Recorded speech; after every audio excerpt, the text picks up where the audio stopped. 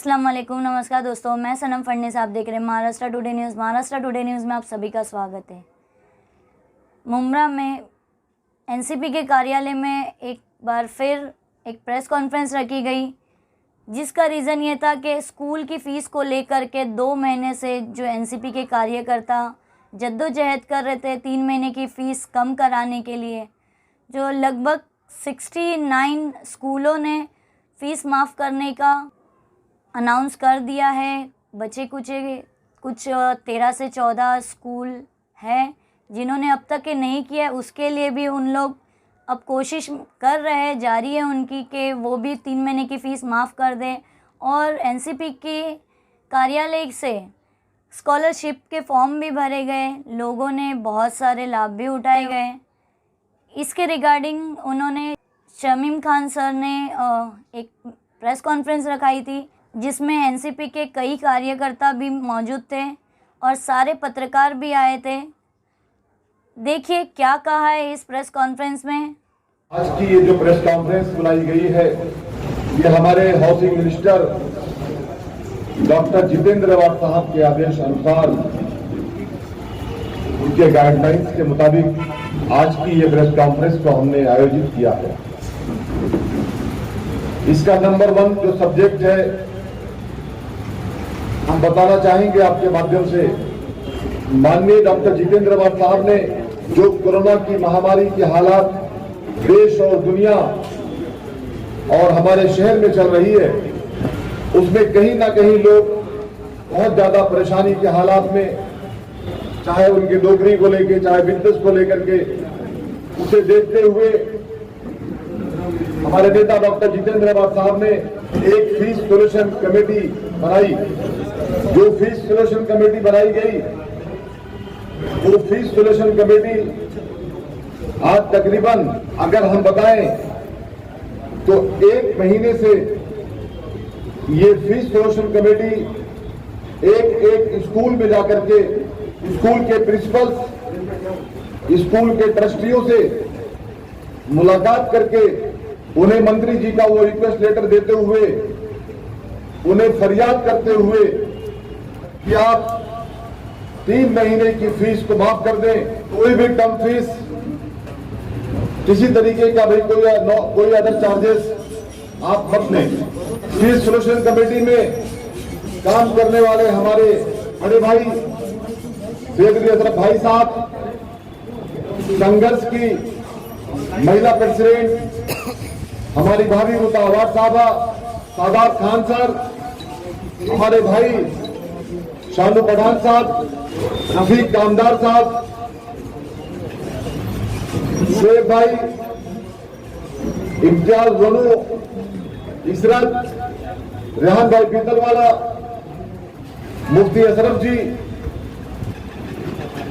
जफर नोमानी भाई, बबलू शिमना, जावेद मेडिकल, हमारी भाभी रूपाली गोडेपाई, फरजाना भाभी, सुरोजना ताई जी, डॉक्टर शाह, पूजा मैडम, मीना जापा, आजम किरे जी, इस तरीके से हमारे तमाम इन नगर सेवकों ने और राष्ट्रवादी कांग्रेस पार्टी के परिवार ने भी इसमें बढ़ चढ़ के हिस्सा लिया। मैं मुबारकबाद पेश करता हूं इन तमाम स्कूल के, कॉलेज के वो प्रिंसिपल्स, वो ट्रस्टियों को जिन्होंने फराख दिली दिखाई और माननीय डॉक्टर जितेंद्र आवाड साहब के उस रिक्वेस्ट लेटर को एक्सेप्ट किया और 3 महीने की फीस को माफ किया। साथ साथ में कोई कम फीस ना लेने का वादा किया।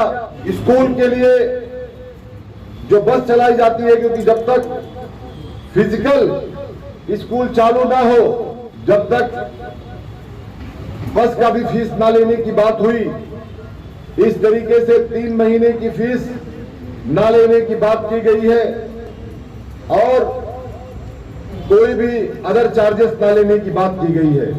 कोसा की जानिब से, माननीय डॉक्टर जितेंद्र आवाड साहब की जानिब से, फीस सोल्यूशन कमेटी की जानिब से मैं इन स्कूल के तमाम ट्रस्टियान का आज राष्ट्रवादी कांग्रेस पार्टी की दफ्तर पे बैठ करके मीडिया के सामने मैं इन तमाम उन लोगों का जिन्होंने माफ किया है, मैं उनका शुक्रिया अदा करता हूं।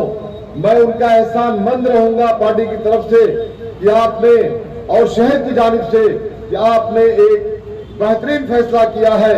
अल्लाह ताला आपको इसका जज़ा खैर जरूर देगा इंशाअल्लाह ताला।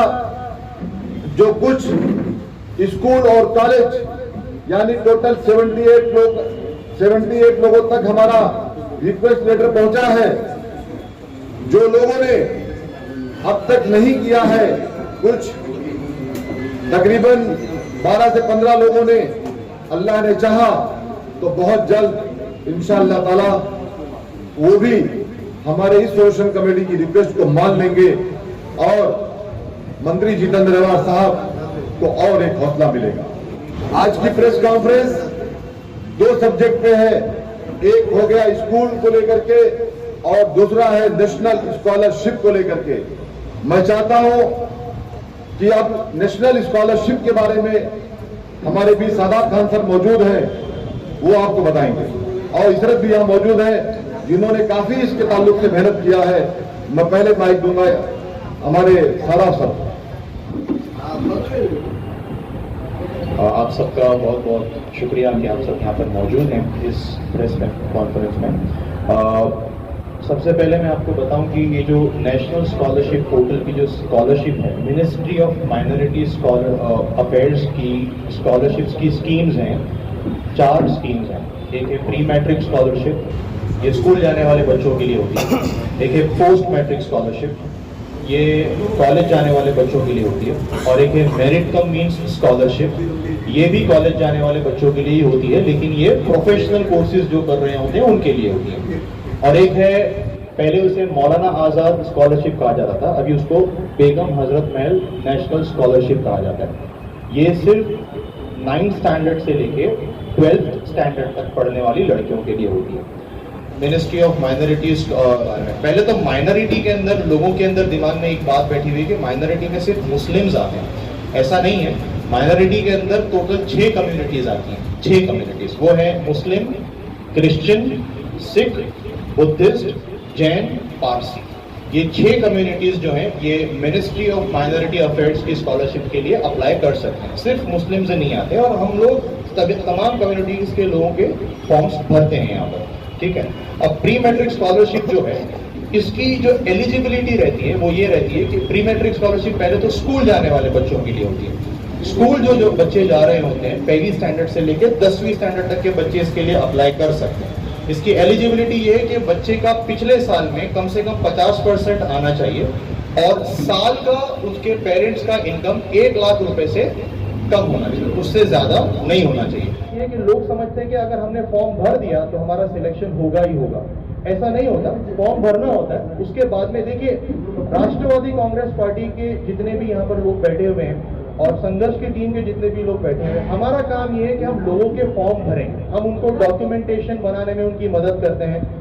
शानू भाई और शमीम भाई दोनों कैंप्स लगाते हैं डॉक्यूमेंटेशन के, ताकि उनके बाद इनकम सर्टिफिकेट आ जाए, क्योंकि इनकम सर्टिफिकेट कंपलसरी होता है।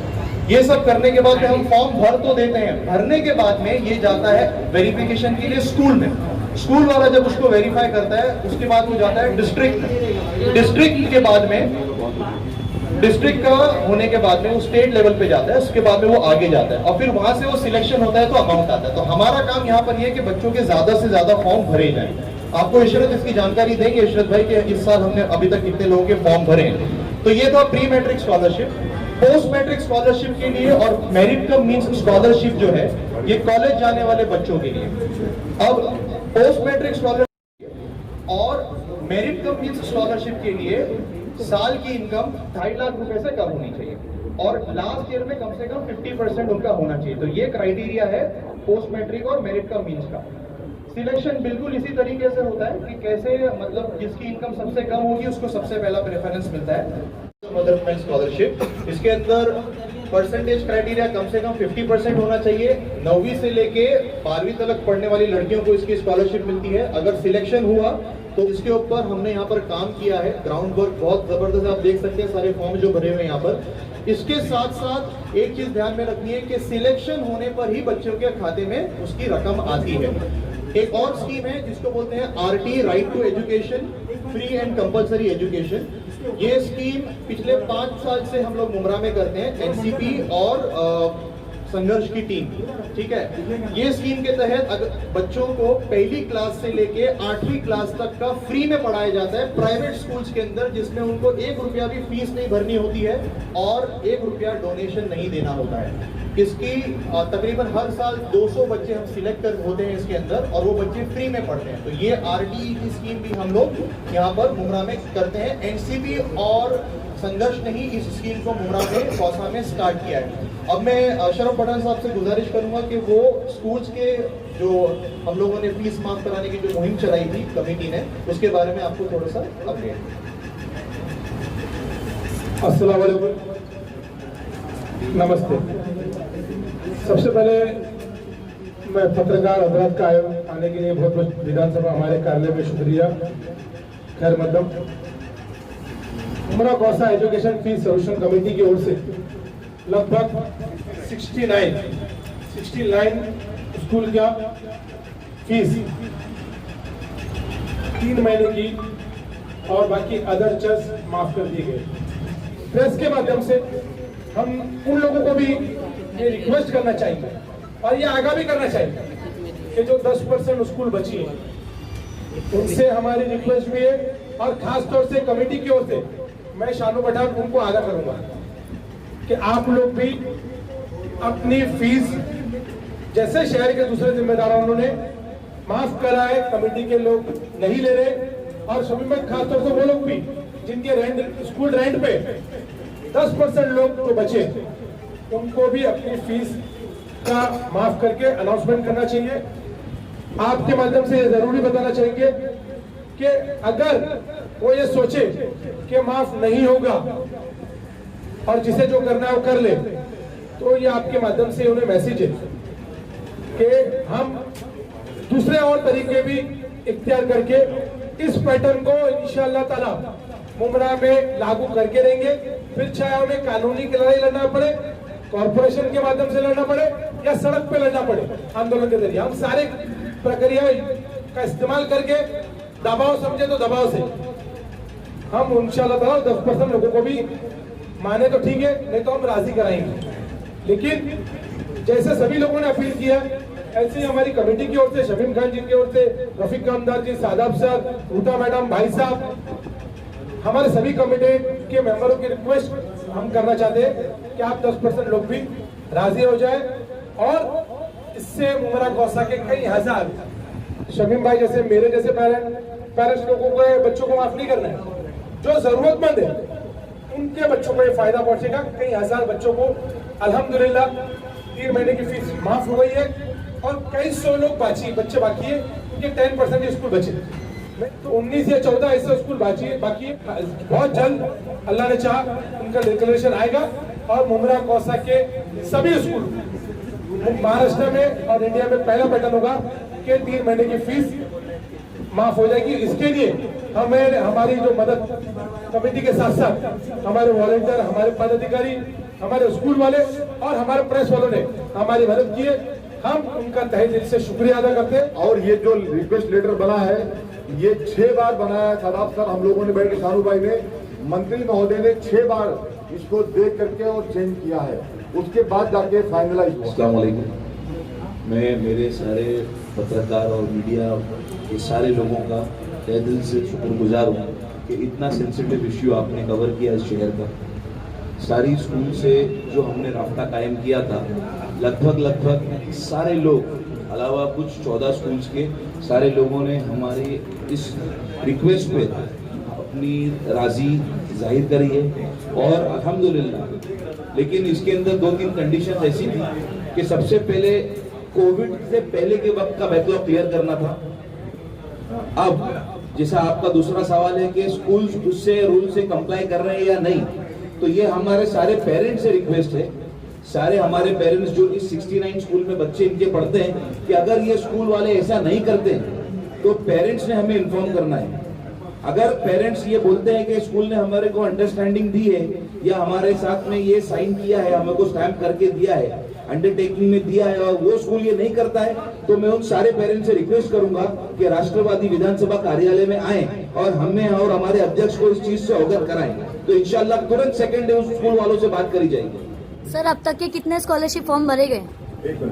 हमारे अध्यक्ष रहीम खान साहब की ऑफिस में तकरीबन 2 महीने से ज़्यादा ये कैंप हम लोगों ने कंटिन्यू चलाया। ये सबसे बड़ा कैंप रहा है और इसमें कई हज़ारों लोगों ने शिरकत हासिल की। तकरीबन 10,000 से ज़्यादा लोगों ने इसमें पार्टिसिपेट किया और इसमें से करीब 9,182 पेरेंट्स को हम लोगों ने पर्सनली अटेंड किया, जिसके अंदर हर एक की पेपर्स को हम लोगों ने स्क्रूटनाइजिंग की, उसकी डिटेल्स हम लोगों ने जानकारी दी इस बारे में। उनके उसमें से करीब 7,146 जो पेपर्स हैं सेलेक्टेड हुए, उसको हम लोगों ने ऑनलाइन पुट आउट किया, जिसमें सिलेक्शन उसके अंदर ऑनलाइन में 5,227 लोगों के ऑनलाइन प्रिंट आउट हम लोगों ने, जो आप लोग यहाँ देख सकते हैं, ये ऑनलाइन प्रिंट आउट है जो हम लोगों ने पेरेंट्स को दिया है और ये ऑनलाइन प्रिंट आउट स्कूल को प्रोसीड किया है।